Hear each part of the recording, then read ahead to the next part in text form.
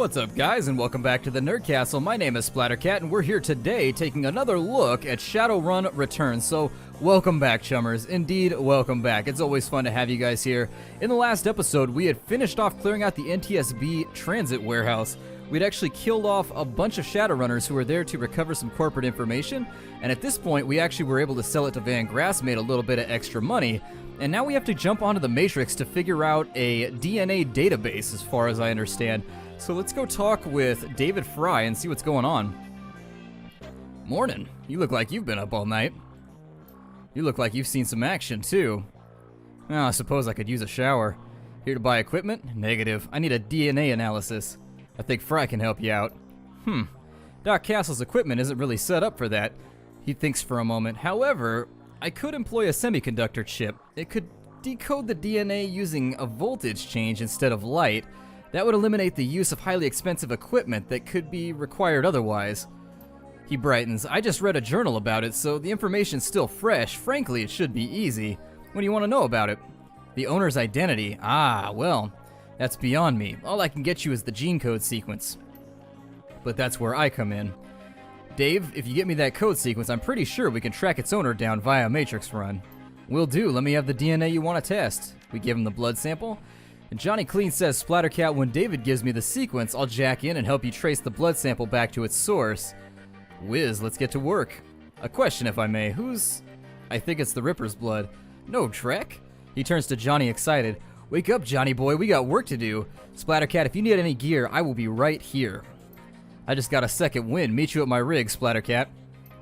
Alrighty, so let's do this thing. We got a little bit of extra karma, so we're sitting at 6 karma right now. Let's see if there's anything we can apply that to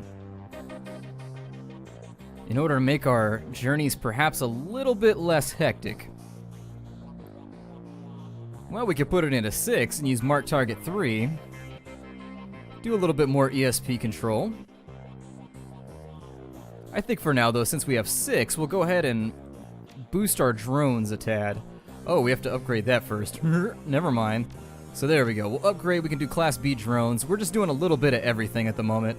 I'm pretty happy with where our skills are lying right now, though. We're pretty much just like a technological whiz, which is exactly the kind of character that I wanted to build, so it'll be alright. Everything should turn out well. Oh, he's got the Virtua X. That's the one that I wanted to buy, and now he's got it in. Well, damn stocking. What can we do here with the remainder of these programs that he's got up?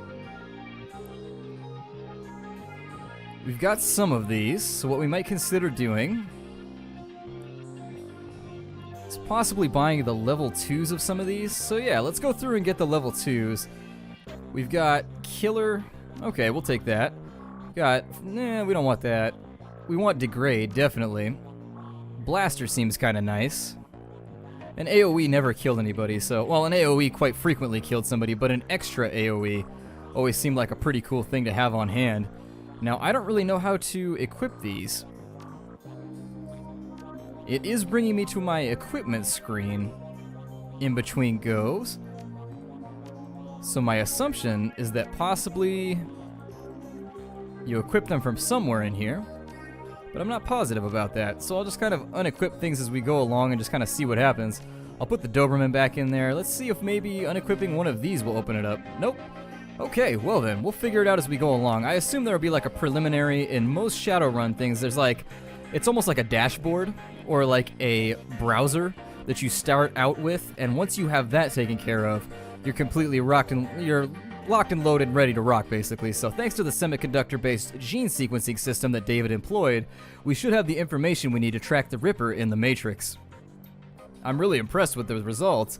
Considering it was his first attempt, he was utilizing an unproven technique he'd read about in a science journal, and he was working from memory on minimal sleep.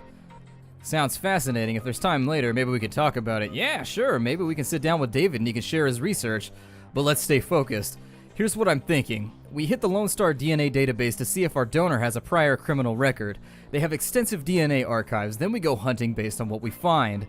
Let's hit the decks, jack into the Matrix. I can get into their private grid easily, but I gotta warn you, once we're in, it could get a little rough. How much decking experience have you had? I'm pretty damn good, decking 4. Great, I'll come with just in case any IC decides to crash our party. So let's do this thing. He jacked in through where? Oh, we need 2 ports, so we need a port for each person. Okay. So he's jacking in with access to a couple different abilities. He's got suppression, which lowers the alarm state. He's got a heal. He's got a sniffer, which I suppose increases our accuracy. He's got killer, which is just a basic attack program. And then he's got an ESP, an execute attacker ESP. So I'm not really sure what that does. It probably spawns like a fighter or something of that nature. So he's jacked in now. Let me jack in for the time being. I'm going to take blaster. I'm going to take degrade. I'm going to take killer. And then I'm going to take medic as well, because it never hurts. We've got some extra ESP slots. Unfortunately, I haven't had the opportunity to buy any ESPs as of yet. But I'm sure we'll buy some and we'll name them funny names, and then everything will be awesome. The excruciating ecstasy of jacking your neural network into the network world washes over you, grips you, crushes you into a singularity, and expands you infinitely. You are one with the data stream. Welcome to the Matrix. Alrighty, so this is my first experience with the Matrix, and I will admit that my favorite iteration is on Sega Genesis. I loved the way that they designed the Matrix on Sega Genesis. Absolutely fascinated with this. This arch will take us to the next node. Okay, cool. Oh, you've actually got to step inside. Oh, alright, I'm getting a feel for it now. I don't know what those little things on the ground are. I don't know if those are data stores or something we could possibly make money off of. But you never know. The data store ahead is defended by intrusion countermeasures. So that's a data store then. So let's go ahead and jump him up here. We'll see how this whole thing goes. Now, let's take a look. That's going to spawn ESPs. What is that going to do? I'm not really sure. We'll figure out once something goes in there. So he's got a number of things he can do. But we get 3 AP while we're in here. Not bad. So I don't know if possibly... Let's take a look here. Can we degrade something, possibly? I don't know. This might not be... Oh, there's a data store. Okay, I got that completely wrong. I was just barking up the wrong tree.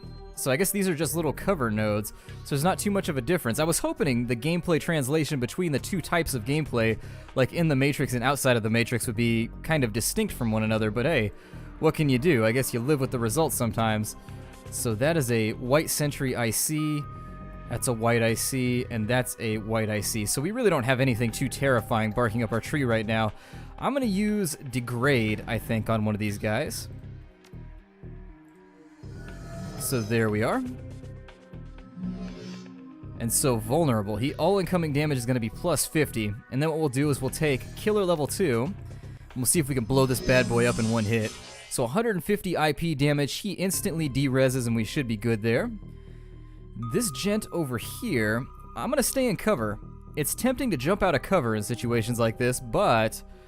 not gonna risk it. So let's go ahead and I'm gonna have him increase his chance to aim. He has less AP than I do. If you took a look at the HUD up here, all those extra points we've been putting into decking have been very, very useful because we've got 3 AP as opposed to this guy who's supposedly like a badass expert who's giving us the ropes right now. We're set up way better than he is, so we might be able to back off the decking a little bit in the future. Now that we put a little bit of damage on that IC, and if you don't know what IC means, it's an intrusion countermeasure, and it's basically a program that tries to run you out of the Matrix. It's defending, so this is the data store where all of the data is stored, obviously, data store, so this is like the hard drive for Lone Star. This is where we want to get information from. Now, there are other nodes. I don't know if they're going to have them in this game. Like, these gates right here are called something. I forget what they're called. They have, like, a specific name. It starts with, oh, I can't remember now. But anyways, they let you teleport in between. There's access nodes, which are how you get on the Matrix. A bunch of that kind of stuff. This guy right here looks a little bit nasty, so let's get rid of him as quickly as possible. And once we get him on up and out of the way, good, he's de-res now. Oh, never mind, he has 3 AP. I must have used them up. I must have been looking at him wrong. So he's got 3 just like we do.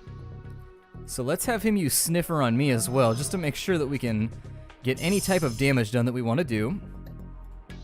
And I don't know if suppression's going to do anything right now. It costs 3 AP though. He doesn't really have anything else that he can attempt, so we'll just have him throw a default attack over there. It'll do 50 IP damage. With our character, let's do killer level 2 and see if that finishes him off. It should. So the IC is down. Let me see if there's a match for this fingerprint. So we're going to have him run up on the node. We'll run up with him. And we should be good to go. I get the distinct feeling this is probably not going to go as planned, but, you know, what can you do in these situations? The database is hacked, and it says DNA match located, 100% match. Arrest records database. Subject Silas Forsberg, deceased, chop shop surgical assistant. Breaking and entering 2 counts, public indecency 1 count. Brought in for questioning on accusations of unlicensed plastic surgery. No charges were filed. Well, 100% match to a dead man. Let's keep looking. Yeah, I agree that that looks a little sketchy. Well, I suppose, let's see if we can make it over here to the next node. I'd prefer to enter the next one with a little bit of extra AP if we can.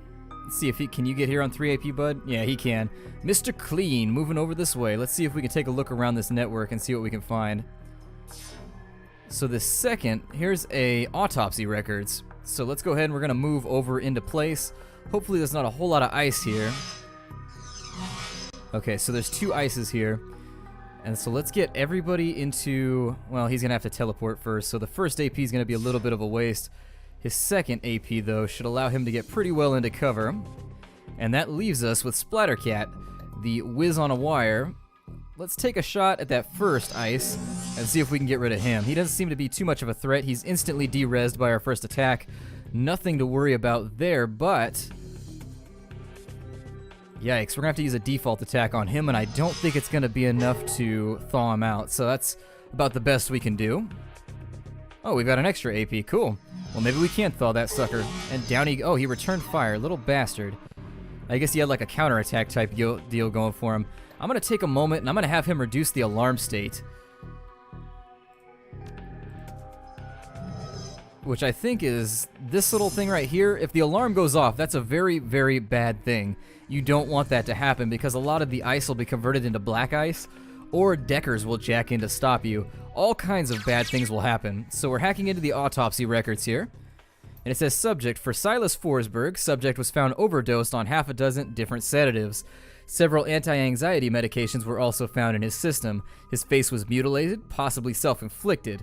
Identity could not be confirmed immediately due to the disfigurement. Had to check dental records to confirm. No next of kin. Large puncture wounds were found in several places on the body, possibly large bore surgical needles.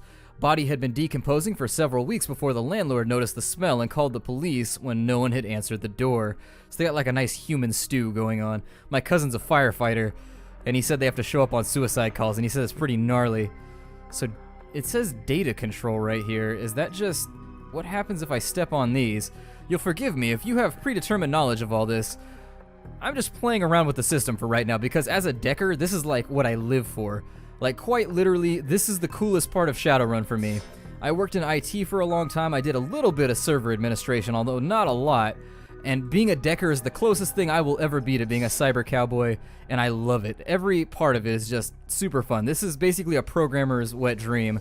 And while I'm not a programmer anymore, I used to dabble in C++ and Python and all those fun little languages, so it never quite gets out of your bloodstream. It always sticks with you. That's one thing I can say about programming and computer science and IT in general, is you never quite get it out of your system. So with 2 guys lined up here, we've got a lot of ice on this location. I don't think we're going to get a whole lot done. That one's going to point blank him, which is unfortunate. These guys right here are a little terrifying. They've got like this weird little shield going on. I don't like the situation whenever they show up. So he put a shield on his homie right there to help him out. Newsnet archive is what we're going for now. I almost have to have him lower. Oh, we can't. Okay. Well, then we need to like lock this down right now. So let's go ahead and put a 75 damage on him. He's de-res, so he's all taken care of. Put 2 normal 50 damage attacks on this guy right here. And then we'll see what else we can get done. So I think a 50 will put him away. Good. And then we'll use our killer level 2 to finish off that final ice. And I think we should be a magic now, so we should be completely whizzed at this point. Let's jump onto this archive as quickly as possible because an alarm it's coming down the pipe and we have no way to avoid it right now. Newsnet, return on subject, Silas Forsberg. The body of Silas Forsberg, a chop shop surgical assistant, was found in an apartment in Snohomish earlier this week. The body had been there for as long as a month when Forsberg's landlord noticed a rancid smell and contacted authorities. Lone Star representatives have issued a statement saying Forsberg's death has been ruled a suicide. According to reports, his body, a mass of puncture wounds, and the cause of death was determined to be an overdose of anti-stress medications and sedatives. The man's employer claims that he was a dedicated employee, though he suffered from bouts of depression. Forsberg's next of kin could not be located, but the attorney appointed to his estate has located a will written weeks prior, leaving all his belongings to a psychiatrist. The identity of the psychiatrist has not been released due to privacy concerns, yet another sad end to a life, as is far too common here in the sprawl. Now that might be something we can go on. Let's regroup in meat space for a bit. Alright, I don't know how to jack out, but we can try. Oh, that's Overwatch. That's what that is. Okay. Well, how do we jack on out of here? Let's figure out how we jack out. Or do we actually have to run all the way back to the node? I bet... Never mind, we set off the alarm. Okay, so we've just got to live with the consequences here. Watch out, that black ice could try and fry our brains and kill us. This thing is nasty. This is a go-getter right here. This thing is like the sniper of the ice world. You really don't want to mess with black ice. It can quite literally kill you. It actually attacks you directly through your neural link, and basically what it does is it disrupts your neural patterns that are going through. So the computer's taking your neural patterns or whatever, and I've heard it explained as it kind of just like shakes the barrel. So if you take the Matrix and your subconscious as being a barrel, it basically just takes the whole thing and shakes it until you're unconscious, laying in your own pool of spit, and you're just completely and totally dead. Or at least kind of mentally retarded. So let's jump on out of here. I didn't realize in other iterations of Shadowrun you can just like reach up to your head and pull the plug. It's not good for you, but you can do it, and that's what I was about to do because frankly I'm lazy and I just don't care. But there it is. So here's what we know. Our DNA evidence belongs to a dead man whose death was never explained. He worked with chop shops, which fits the living guy that you've met. The Newsnet says that he left his estate to his psychiatrist. Maybe finding out who his psychiatrist was will give us our next clue. My gut says we can deck into the medical board's records and reverse trace to find this doctor. Are you in? Let's punch it, baby. Let's do this thing. Got a little bit of time left over. We can run this one long if we need to, but let's handle it. So I believe what I might consider doing, Johnny's going in with his original loadout. That's fine. I'm going to go in, and I think this time I'm actually going to set myself up to disable alarms as well. So I'm going to go with suppression this time because that alarm built up rather quickly. Go with blaster, we'll go with killer, and then we'll possibly go with medic. And I'm happy with that. I like that setup. So let's get back into the Matrix and do this thing. I'm hot to trot as long as it has to do with the Matrix. I love just diddling around in cyberspace. So if I played the Sega Genesis game, this is probably how I played like 90% of my game, is just in the Matrix. It was my favorite thing ever. So let's make a killer attack here on this first ice. He missed. Very, very unfortunate. So we'll take a second attack there. He missed again. So 270% attacks in a row. It's like a 1 in 9 that might happen, I guess. It's not too bad. Actually, never mind. It's like a 3 in... It's like I'm not going to do the math in my head. I'm lazy. Whatever. If you guys are really feeling like doing the permutation and combination, feel free by all means, but I think I'm going to give my brain a rest. I got like 2 weeks of summer vacation left before they throw me back into the gambit of math classes and misery, so I think I'm going to live with the results that I have for the time being. So he chose to debuff us. Let's put a basic attack on him. I think we're going to be here for a while because the alarm is pretty low. Then again, that might just be due to the fact that medical records are slightly lower security than the personal records of people on the criminal database, so all things to think about. I'm going to launch a killer 2 at this white ice right here. And down he goes. Did he de-res? No, he didn't. So we'll do one more, and then he should be completely thawed out if we can actually hit him. There we are. So he's taken care of.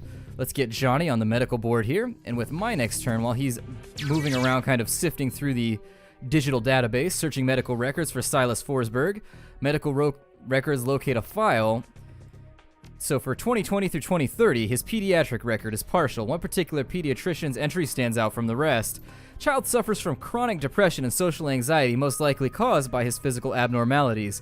We've seen many cases like this recently with the outbreak of changeling children being born. With the aberrant physiology we're seeing, there is no telling what sort of brain functions are affected. Prescribed a series of sedatives last year that seemed to have no effect, upping the dosage.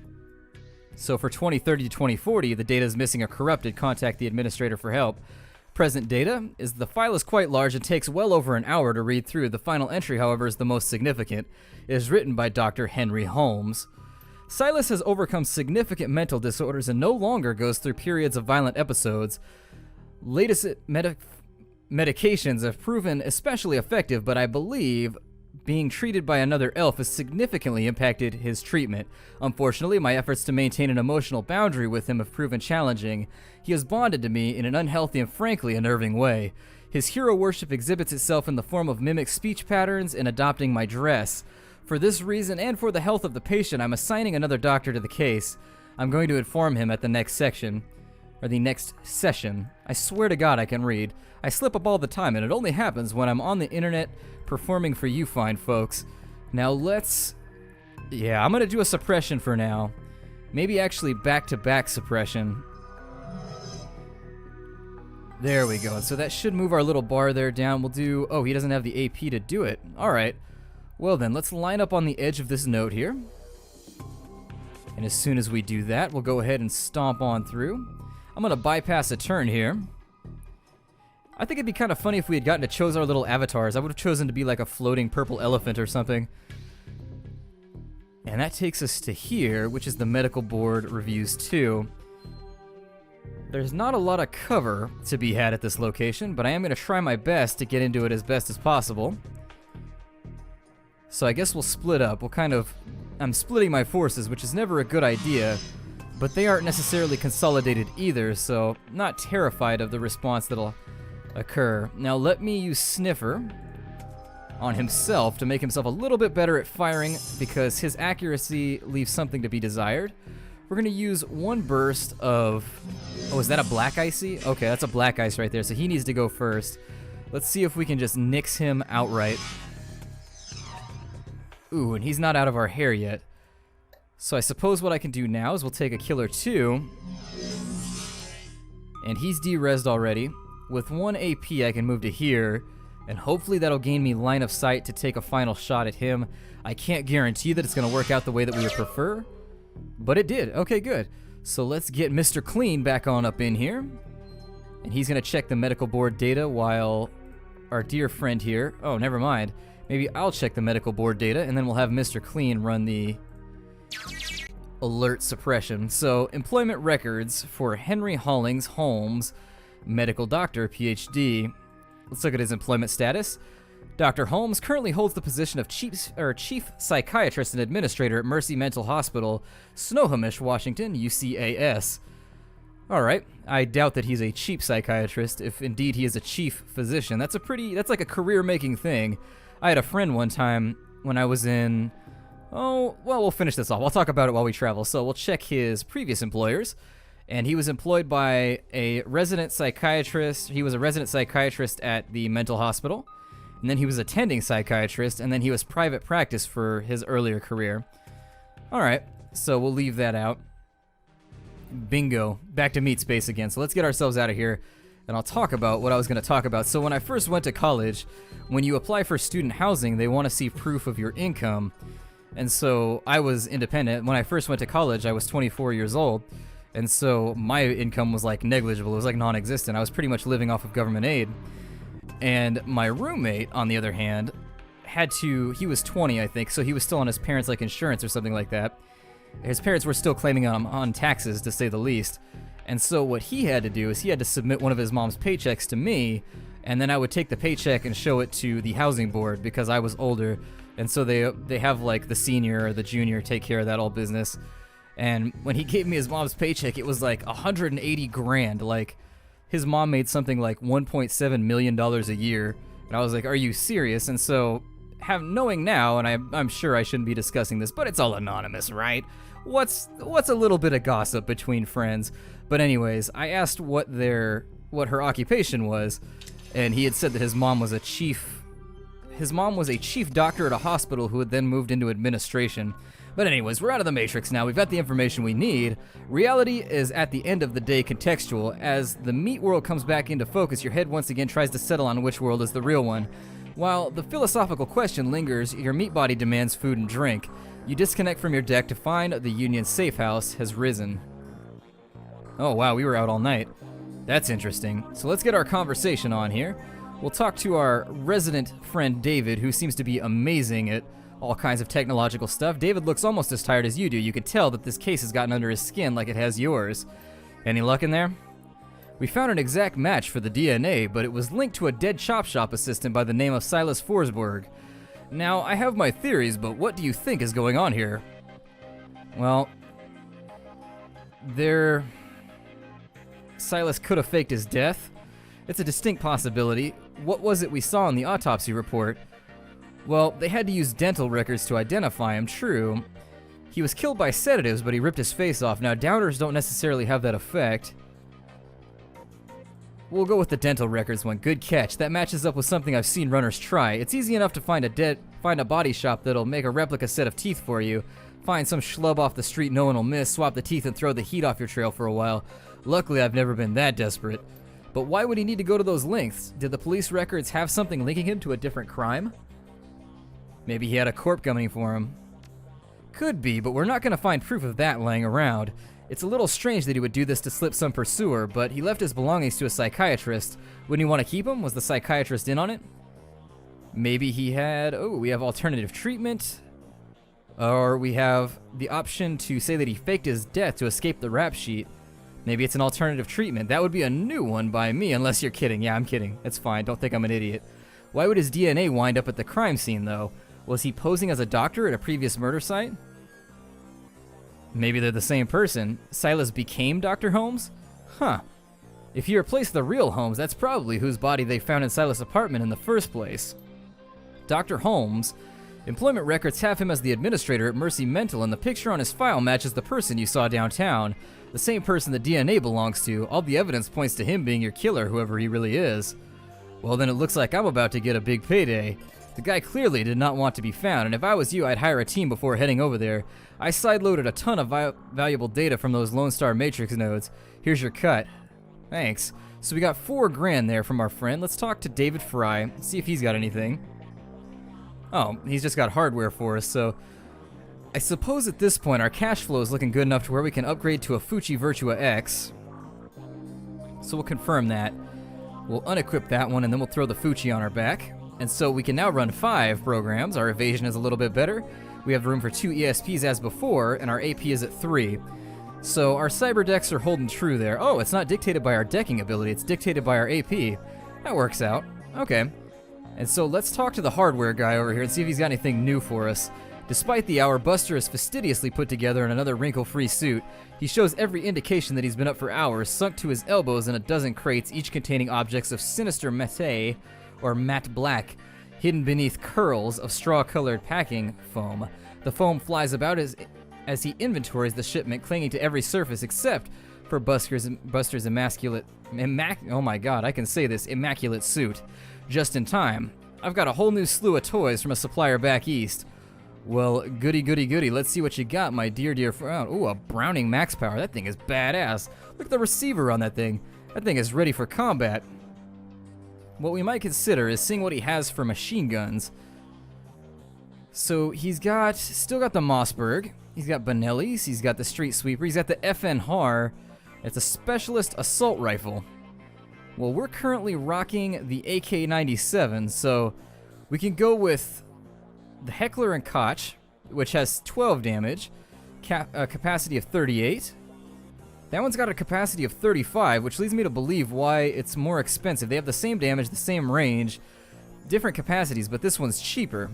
Makes me wonder if there's something underneath the hood that I'm just not aware of. However, I'm going to go with the cheaper option. I suppose its capacity is a little higher. I mean, it's a special... I don't know. I'm not really sure. Like, common sense would dictate that this is more expensive for a reason, so I guess we'll go for it. We'll confirm that, and then we'll unequip our AK-97 and equip that bad boy. Hell yeah, so we've got ourselves a new gun. I'd also like to take a look at armor before we clock on out of here. Let's see what everybody else has to say. I'm willing to bet that they've probably got new gear on just about everybody. So let's talk to Sarah Castle really quickly. Just one glance is all you need to tell that the good doctor is exhausted. Her crumpled scrubs are stained with a mix of blood and other fluids too colorful to be naturally occurring in the human body. Her eyes are those of a person who has built up a substantial sleep debt and has no idea when or how to begin paying it off. I'm not the one to talk, but you look like Drek. Afraid there isn't much I can do for that. Doc Castle snaps her fingers and calls forth the spirit normally seen perched on her shoulder. It appears from out of the ether, and the doctor immediately seems less fatigued than she was a moment before. Now, what can I do for you? Everything all right there, Doc? Here at the Union? Yeah, I'm just getting back to myself. Days here tend to be slow, so I volunteer at a medical center on another side of Touristville, and I had a rough shift. What happened? What always happens, some run or some deal or some meet went south, one thing led to another, etc., etc. I didn't hear all the details. All I really know is what came in on the lips of the victims healthy enough to still speak. Apparently one of the Baron's gangs incurred the wrath of the local Seopa rings, leading to a rolling shootout through the city streets. Several bystanders were injured, but the real mess didn't begin until the party crashed into the yard of an old industrial plant out on Union Hill Road. They woke some sort of toxic spirit, which then began running amok, causing easily as much damage as the initial battle. And we were there to pick up the pieces, of course. But enough about troubles. Let me hear about yours. Let me know what ails you. Well, I'm not going to get cyberware or anything just yet. But I think we could probably get away. There's a cockroach in my eggs. Lovely. I want to see if there's any new armor. As much as I love running around looking like the ganger mask, taking off a dead ganger, which seemed like a good idea at the time, God. It's a pretty bitchin' suit. It's got a bunny mask, make you look a little terrifying. We got shock gear here, but nothing that increases our intelligence, unfortunately. The Shubi outfit is the last one that they had on hand. Wow, there's a lot of outfits here, actually, that we can get our hands on. So there's a kunai ninja suit. Gives us a little extra movement, some throwing weapon skill.